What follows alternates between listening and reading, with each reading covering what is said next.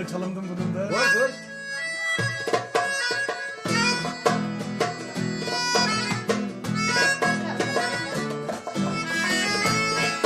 Gel.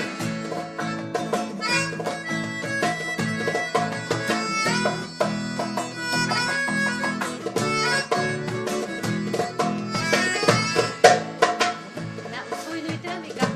Gelip uzun bana İte. bir çiçek buldu hazan.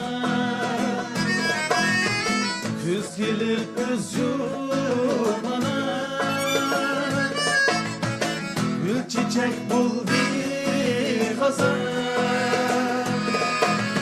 Hasreti gönlüm kuradı. Her kümürlerge ayar. Hasreti gönlüm kuradı. Her kümürlerge ayar.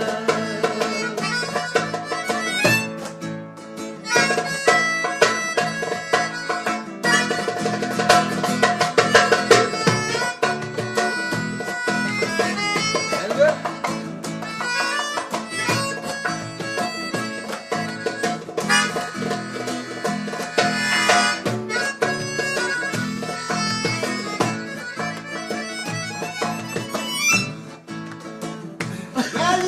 Velikin ılık bahar mı?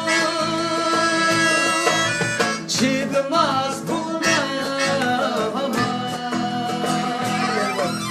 Velikin ılık bahar mı? Çıkmaz şuna Kadriga yetkin kömür Ey